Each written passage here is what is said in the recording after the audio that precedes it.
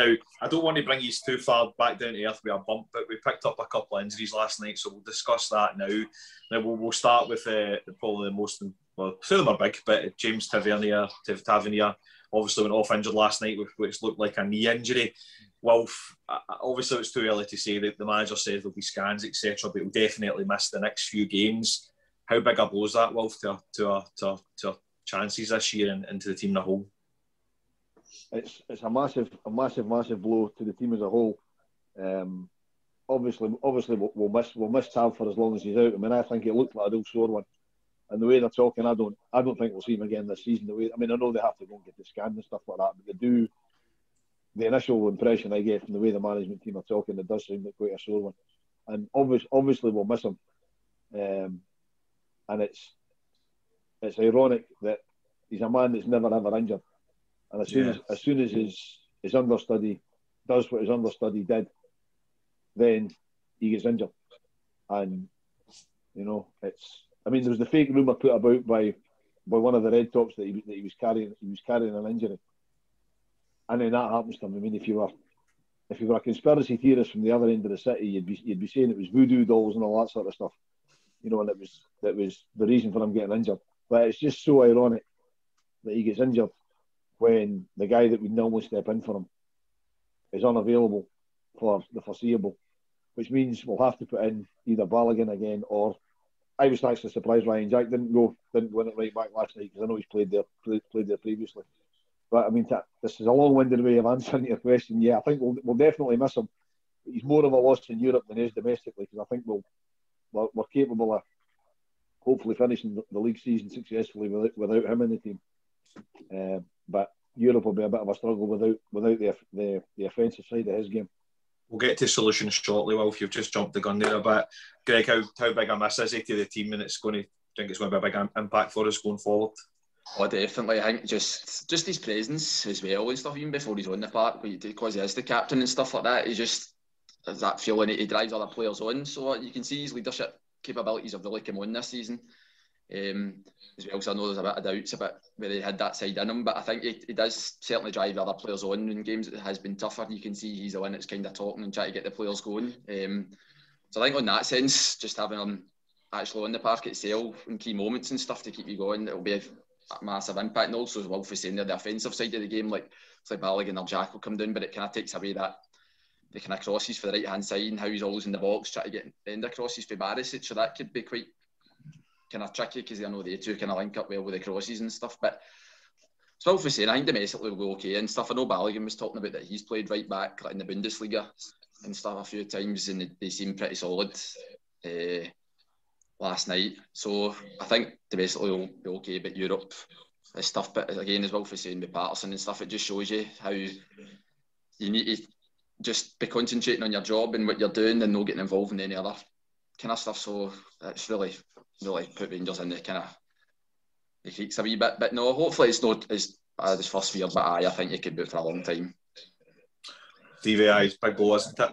It's a gutter, and like the guys are saying, you just hope that it's maybe positive when the scan comes back and it's maybe a maximum of like 3 or 4 weeks, but it's a sort of injury that's got potential to be much longer as well. And I'm just gutted for him as well, to be honest, because he's been with us for 5 years now, and I know some people only a massive fan of him as a captain, but because it's not maybe very as vocal as other captains in the past. But I was looking forward to him seeing this season out with him, and I also think he represents the club really well. So I'm gutted for him, man, and it's so weird to see somebody else playing right back with Tavernier on the team, to be honest. And it's a gutter, and I just hope he can come back as quickly as possible, to be honest, because the team is definitely weaker without him, without a doubt in my mind. Yeah, I mean, if anybody that's played football before, you probably felt that last night. It's like when you kick through the ball and it's almost like a ping, and it kind of feels dead weak after. Then you think you're all right, and then you kick the ball and you're like, it's gone. And as soon as he fell the second time or third time, actually, I was like, he's going to be out for the season now. As you say, fingers crossed that it's not as bad. And I think we almost need to change our patterns of play now if Tav's going to be out. I think Balogun done all right last night. I think Jack could play there no problem, but they're not Tav, and they're not going to be in the box putting tap-ins in, unfortunately, and it's massive for how we play. Well, if you kind of solutionised a bit earlier on, but do you think you'll stick with Balogun, or can you see Ryan Jack moving out there and kind of being more dynamic going forward? I think he might put Ryan Jack out there, just simply so that he's got Balogun to switch with Helander. But then he might put Balogun out. He might put Balogun out there and switch between Jack Simpson and Helander. You know, we don't know what he's going to do. I mean, the manager was talking today about possibly having to go out and find somebody from outside the club. I don't see how that's going to work. It needs to be somebody that's out of contract, and anybody that's out of contract isn't going to be the level that we need. Yeah, I wouldn't think even short term, in my opinion. So I think, I mean, it may be a horses for courses job. He might play Jack there sometimes, Balogun there sometimes. He might completely change the defensive system and put 3 centre backs in. You know, maybe chance going 3 at the back. But he could put Aribo back. He could put Aribo back at one of the sides. I don't know what he's going to do, but I think I was surprised it wasn't Jack in there last night. I didn't realise that Balogun had played at right back previously. He did okay last night, but I think now's the time that the coaching staff are going to earn their money, because they're going to have to change the system that we play, because we don't have. It was noticeable last night there was no threat from the right hand side after Tav went off. I mean, Balogun got forward but never crossed the ball once, because I don't think that's his game. You know what I mean? When he got it, he didn't waste it. He passed it infield, but it went out to the left to get crossed in. So we're probably going to have to change the way we play. The team's going to be a bit unstable, but I think we'll be okay. I mean, the coaching staff know what they're doing, and the players are all talented football players. So they'll get away around. They'll work away around it. Hopefully you're right, Greg. Do you think it'll be I've seen a few things on Twitter mentioned today, and almost some was saying go to 3 at the back. And what do you think about that? Do you think we could possibly do that, or do you think that would be changing too much for the sake of one player? No, I think they're good. I think it's all saying it is difficult because it's not the kind of system that we're obviously used to be playing. But I think the 3 centre half could offer different dimensions. I quite like the kind of 3 centre half sometimes, because it allows one to kind of maybe drive forward with the ball. So maybe if it was like Balogun, could cause his pace and stuff, could then drive the team forward up the park when you know you've still got kind of 2 there. And obviously, like Sir Jack and that can play that position, but if they were on the park as well, like Jack and all that, kind of find themselves in that area of the park quite often anyway, like kind of covering if Tavernier's kind of pushing up, so they've got that option as well if they do play the 3. But if they didn't change the shape, I think we could be okay. I think a lot of teams been quite defensive in the Scottish Premier League and stuff. Balogun in that position would be good if there was counter-attacks and stuff for his pace, I think. But no, I don't think it'll tweak much, but the 3 at the back could be an option. I think that's definitely the way we play. If somebody could drive forward with the ball, then aye. But if I'd be quite comfortable with Balogun or Jack just kind of filling in there, because I think we'll kind of be okay for the rest of the matches. Stevie, obviously in a great position in the league. Do you think this would have been a bigger issue if it was before Christmas for the team? Definitely. We're in a privileged position at the minute, and we're quite lucky, because I actually thought that you guys are saying there, Balogun came in and they actually done all right. To be honest, he had a bit more penetration than I thought he was going to give us, and he was quite forward at times. I think you are saying his final ball's going to be nowhere near as effective as what Tavernier is, and I think what I would be doing is I would probably be sticking with the 4 at the back and try to just see it out, rather than, because we've got that buffer in that privileged position, we could probably just stick with what we've got. And I totally agree with what you're saying there, Derek, as well. Like, I thought there's elements in the game where the phases of play, the boys were getting the ball in midfield and they were looking up for Tavernier making that run, and that run wasn't there at times, and they could just, and that just shows you how well drilled we are at times. But people are getting the ball in the park now, they just look up and then it's just automatic. So I think we're lucky, and if we were in a different position, it was a bit tighter, I mean, it would be a bit more panicked at this point, but hopefully we can get away with it, and Balogun can do a job for us for the next few games. So, Steve, as I say, well, that wasn't, unfortunately, I'll come back to you, that wasn't the only injury that we suffered last night, and Tav's going to be a big miss. But for me, so is Kemar Roofe, the recurrence of what's looked like a calf injury that, you know, keeps flaring up. Unfortunately, this season, he's also going to be a big miss. He's been a big player for us this year, hasn't he? He's done well since he came in, to be fair to him.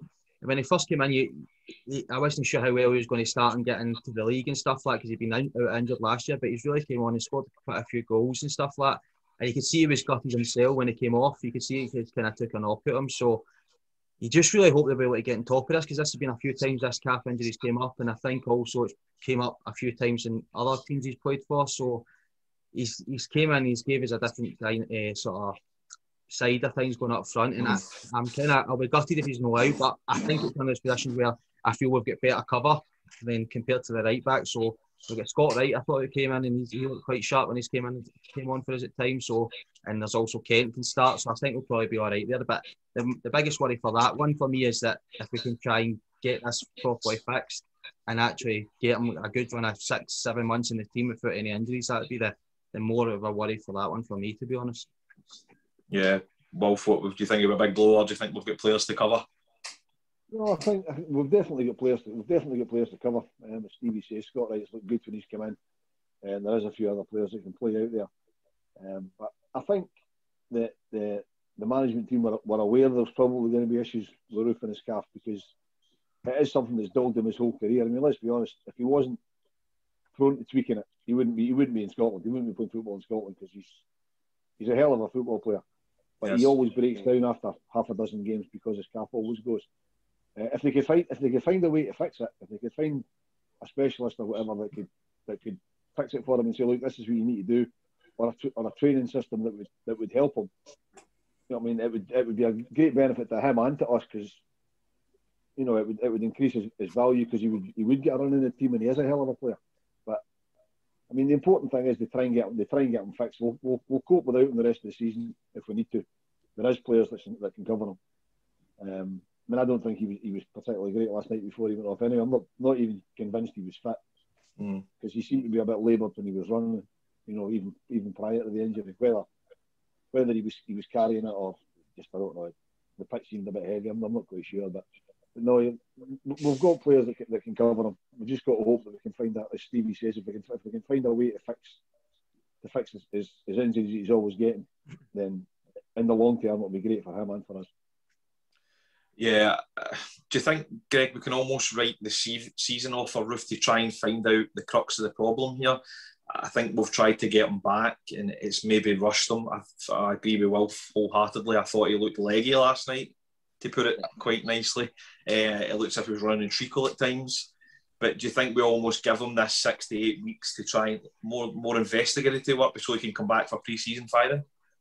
I think so. I think so. So we can get to the kind of back end of the problem, or how it keeps kind of reoccurring. Because I think, so I was saying there, it's not the first club he's had these problems. He's had these kind of similar injuries before. So they're obviously gutted for him, because he was just kind of back, and he has been a key player for us in the season as well. He's scored some vital goals, and he has kind of brought that different dimension to the play. But I definitely think to get 100% fit Roofe and back in the team, I give him that length of time, because as the guys were saying, we've got plenty enough cover to play across the front three that should help us get the victories that we need. So hopefully they can find it, as I say, because obviously we played a kind of lot of money, and he is a big player for us. So hopefully the medical team can see what the kind of problem is, and then he gets a proper pre-season and kick on again for next season. But it's good that we've got so much cover. I think that's the best thing about this season. We've got so much strength and depth now in these kind of positions, that if we've had a couple of injuries, we're able to cover. So that is good, and a good quality as well. So